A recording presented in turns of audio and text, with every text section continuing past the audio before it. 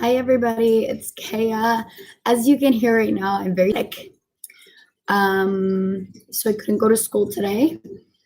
But I just wanted to talk about a little bit to do with my life as an MUA. Obviously, I'm not a professional just yet. I'm still in school for my program. But as a person who loves cosmetics and as a person who uses cosmetics not as just to alter the face and change who a person is also for beauty, for fashion, for art. And I just want to talk about that a little bit today. So excuse my raspy voice. So before we get into the usual rants and things like that, I just wanted to talk about my skin at the moment. I have not explained this just yet on the channel, but I am in mid-months, almost to the end of my procedure with Accutane. I've had severe adult acne for quite a bit in my life. It only started getting bad when I ended in my around grade 11 to 12. It started getting really bad, and I didn't recognize the severity of my acne at that point. But as soon as I started to realize that other people had not the same problems as I did with my acne, I started to feel very upset and kind of invisible in that way. I felt kind of like an outcast. People would always come up to me and give me advice on my acne, what I should do about it. I was told to go on specific, facial routines. Before my prom, I actually had the lady that did my nails. She told me that my acne was very bad and that I should start using a specific facial product and that I should stay away from specific snacks and do specific things.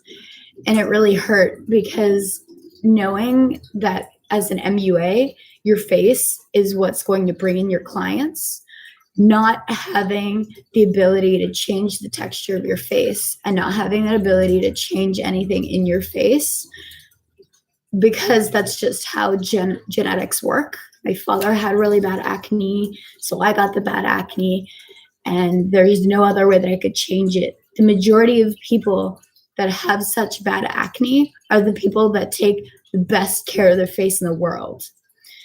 And it really hurt to hear lots of people say specific things about my face when they don't even really know anything about, me being into beauty and me not being able to do specific things with my life without having to hide my acne, so people don't tell me what my life should be like as a person with, riddled with so much acne on my face. Now, this is about my third month on Accutane, and if you have seen my Instagram profiles, you'll be able to definitely see the difference than when it was. I had a lot of big acne and like a massive things of acne. I used to have a lot down here, and I had definitely a lot of cystic ones that, the thing is, the only way to ever have the pain soothed is to actually pop it. And it's the worst thing in the world, and it's so sad, but it's true. A lot of the acne that I've had to pop because it's so painful. Putting on makeup was so painful. Using every single product in the world was so painful to me because everything burned, everything hurt, everything was uncomfortable on my face. And finally, I started Accutane before I got into college, and my life changed. Although there are so many side effects that can come with Accutane, this is the most incredible medication that I've had in my entire life. Accutane actually originally was supposed to be made to treat cancer.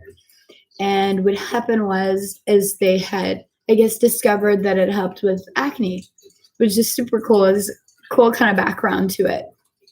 But I just wanted to show you a little bit. If you're kind of weak to the stomach and things like that, maybe don't look at it. But this is actually what it is now. It's not that bad.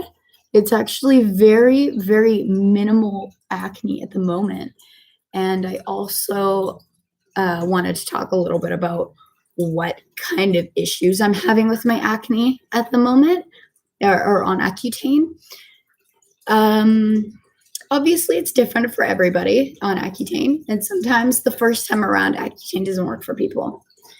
I'm hoping not to have to go on it again, but anyways. So a lot of the time, people that are on Accutane, they are not able to exfoliate their faces. The reason being is because it's so sensitive already, and it will irritate it. And I stopped doing it just recently because I was recognizing that I was surfacing more acne, which was the worst thing of life. Also, a lot of people on Accutane, actually, this should be for everybody on Accutane, don't do any type of waxing. Do not. Do not, do not, do not. I was only on my first week of Accutane when I went to go and get my brows waxed, and I cannot tell you the pain that I was in afterwards. I didn't follow the labels on my medication bottle because I thought, oh, it's only been a week. I'm sure nothing will happen. Do not do that. I went to go get my brows waxed. You know, everything was fine. It was super normal. It didn't seem like it hurt at the beginning. As soon as she ripped that wax right off, my skin came off with it. So I'm really, really warning anybody that's on Accutane and wants to do something like that, don't.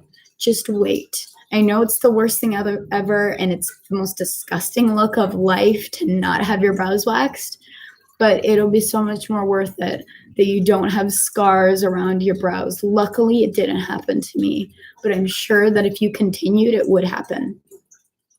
Another thing that I've experienced through my Accutane is I have a lot of body pain. That's the worst thing about Accutane for me, I think. I have a lot of body pain. Doesn't matter where it is. It hurts, it hurts, it hurts. The first few weeks of Accutane, I woke up and it felt like a bus hit me. I was so sore everywhere. It felt like I just ran a marathon and went to bed and woke up. My back was sore, my legs were sore, my arms were sore. Luckily, it only, you get used to the pain, luckily. Sometimes it doesn't work that way. Sometimes you're in pain for a lot of time. But at the moment, I'm quite okay with it. But because I work on faces all day, my back hurts all day. Because I'm bending over and picking up things. I have to squat a little bit and fix people's makeup. And that's the worst thing I think that I've had with it. It sucks. It's the worst, but I know it'll be worth it in the end. Now, my Accutane also has affected my skin. Obviously, it gets super dry, super sensitive, just like it normally does, but a little more. Anything that I do to my face, it burns. Anything. And that sucks. It's the worst thing of life. And another thing that happens, and it only started happening recently, that my lips are beginning to dry so much. It gets to the point where I have to rip off the skin and it bleeds, and it's disgusting. And I can't help it. And when girls work on my lips, they're like, oh my God, what are you gonna do? Can you moisturize them? It's like, baby girl, I moisturize the hell out of them. They're not gonna go away. As you see right now, I have a massive cut right here that I've had to rip off at least twice, and it will not go away. It continues to bleed and bleed and bleed and crack. Obviously, you can get a lot of things for this. I have a massive jar of Vaseline I bring in to my Cosmo class every day and just douse my whole mouth in it. Another thing that I've also experienced with my Accutane, and obviously this is the worst thing, I think, because already my scalp is very sensitive because I'm autistic. It's very, very sensitive. So I don't like people cutting my hair. I don't like people touching my hair. But my scalp has become extremely sensitive. I can't have people touch my head. And I don't want this to scare any girls that are starting Accutane or that are on Accutane, but it does make your hair thinner. It does thin out your hair sometimes. My hair has gotten a lot thinner than it has been forever. My hair used to be very thick, but ever since I started recognizing that when I washed my hair, I could only fit when I used my hair, I could only fit this much in my hand and dry it out and take all the water out of it. It's crazy how much it can thin your hair, so you must be careful with that. Anyways, I think that's mainly the things that I've experienced at the moment on Accutane. A lot of people also don't recognize there are specific doctors that will prescribe different things while you're on Accutane. A lot of women that go through their Accutane procedures also have to do they also have to take, birth control. Luckily, I didn't have to take it. I think it varies on your doctor, varies on your state and things like that. I personally didn't have to take, that, luckily. But the only reason why is because it's not good to get pregnant while you're on Accutane, because it is known to be very harmful to the child. Luckily, I don't plan on having a child anytime soon, but it's very common that women have to take that. So please be mindful of that. Another thing that people also experience while they're on Accutane is they will have sensitivity to sun. Yes, 100%. I've had so much sensitivity to the sun. It's been the worst thing ever. And I hate it. It's the worst. I can never see. I don't want to be around the sun. So use your SPF. Doesn't matter your gender or anything, use your SPF. It's the best thing that's going to help you out during the day. If you have to reapply it, but you must use it. Anyways, I know a lot of people have questions about their Accutane. I know a lot of people probably have had worse acne than I have, but I'm telling you, it's definitely a lifesaver. I'm so excited to be able to share a lot of this with you because I'm not even at the end of my treatment just yet. And so I just wanted to share a little bit about this with you so you have some time to understand me and I have some time to understand you. And if you're on Accutane, make sure to just share your story, definitely, because lots of people don't understand. And it's really hard for people to understand sometimes because people always assume that you can do something about your acne, and it's not always true. Sometimes it needs to be medicated. Anyways, enough about my Accutane. That's not what I was planning on talking about today. I actually wanted to talk about a little thing that I had happen to me recently. So recently I went out to hang out with a friend. It was a great time. It was somewhat considered like a really good hangout. Like I wanted to kind of hang out with this guy. He seemed like a nice, genuine guy. Wasn't too much of a date, but it was a hangout. And, you know, we had a great time. We talked about our classes together. We talked about what we planned on doing with our future, which was amazing. But at the end of hanging out, I asked him how you think things went. Do you think, we had a great time? How was it? Did you enjoy yourself? And he went silent.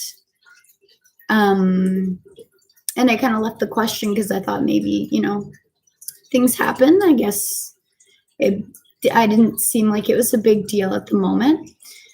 So I left the question for a bit. And when we finally started to walk home, he told me that, I thought that the makeup that you were wearing when we met first was just for a special occasion. Now, I'm a I'm very big on makeup. It's my passion. It's my love. I'm so obsessed with it. I can't get enough of it. It has nothing to do with covering my face. It has to do with the art and the color of it. How much I can put on just for the color, for the beauty of it.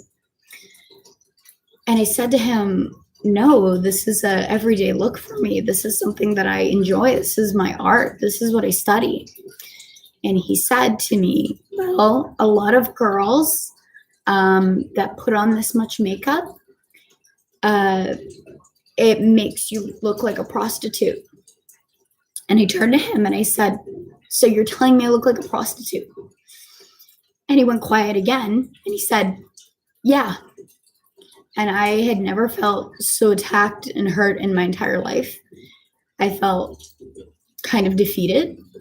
I do understand that a lot of men really prefer the natural look, but as a professional, it's not just the natural look that I enjoy doing on my face. That's not what I love to do. I love the color. I love, the arts behind it. And it just kind of hit me right there. And I felt so hurt. And I felt so odd because he could have said it so much more earlier, because I thought we were having a great time. I thought we were having great friendship. I thought we had a great connection in that way. And he blew me off at the end. And I think it really goes to show how hard it is for somebody, not just men, but anybody, to really accept and really look at makeup as an art and not just as something that hides the face, hides the natural beauty. The color itself, if I'm going to put on green eyeshadow, it's not because I have ugly eyelids. It's because green eyeshadow is pretty cool. And I just kind of wanted to share that a little bit with you. Of course, I'll tell you what happens in the end. What happened was, after he said that to me, I'm not too familiar just yet with Toronto. So I made sure I knew where I was going. While we were walking back, I turned to him and I said goodbye, and I walked away. Every bone in my body wanted to make a massive scene about how disgusting and how rude it was to say something like that to somebody.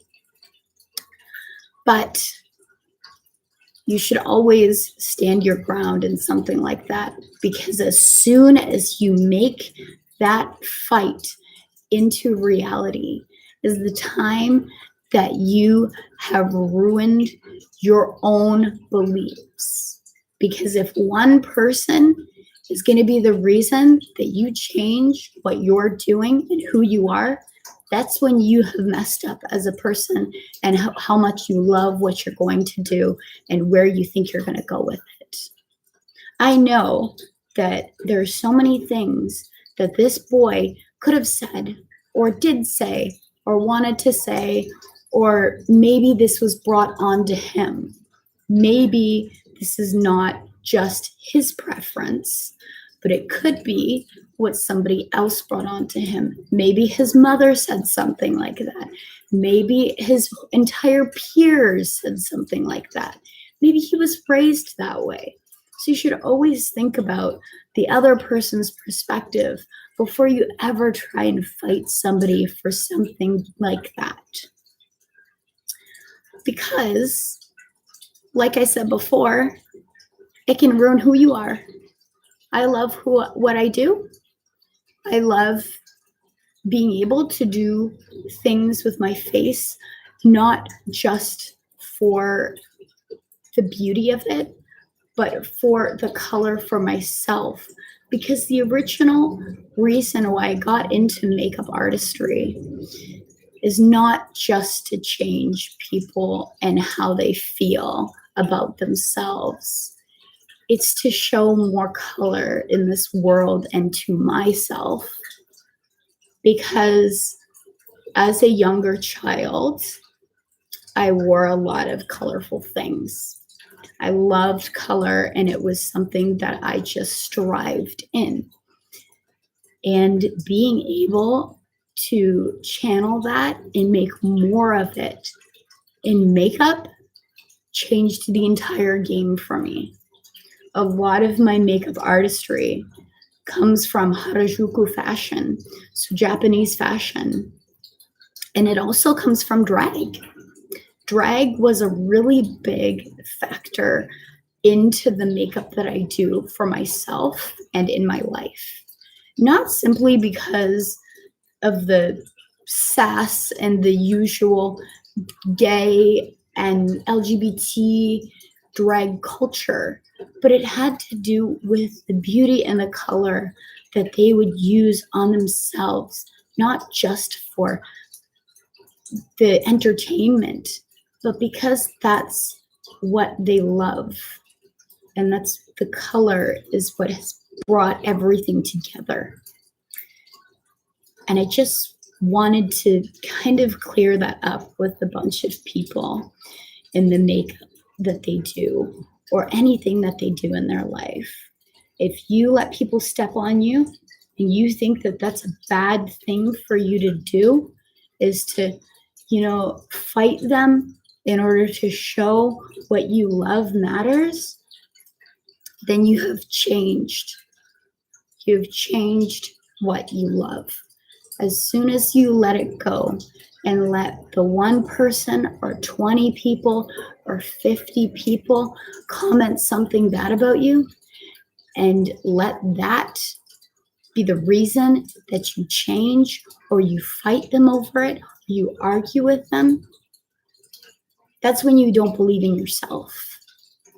When you walk away from it, you're showing that you are better than that. And you're showing that it doesn't matter what that person says about you. It doesn't matter what that group says about you. You're going to continue to do what you love. And it shouldn't be anybody else's deciding factor. I'm aware. I'm completely aware that sometimes people have said rude things about me and how much makeup I wear, or when I don't wear makeup, or even very little makeup. You can't be everybody's preference. And you can't always be the reason that everybody else just wants to, push you around. You can't be that person that lets people push you, but you can't be that person that fights others for that. And I just really wanted to share that with people because it doesn't matter how much you love something. If you've accepted that into your life, because I'm aware that some people don't like me without makeup. Some people don't like me with makeup. Some people don't like me with very little, or vice versa. They might just love one type of look I do. And that can really make an impact on a person and change them. But if you love every second, everything you do, because I love who I am as a person with no makeup, I love myself as a person with very little makeup, and I love myself as a person with more makeup. If you love yourself in that type of way, you've already changed your entire game.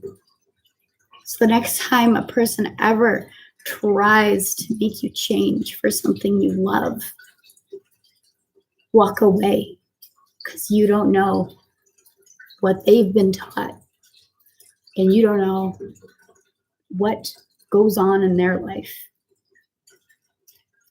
Anyways, that's my little speech for today. Thank you so much for watching. I hope you enjoy yourselves. I hope you guys have a great day. Goodbye and see you next time.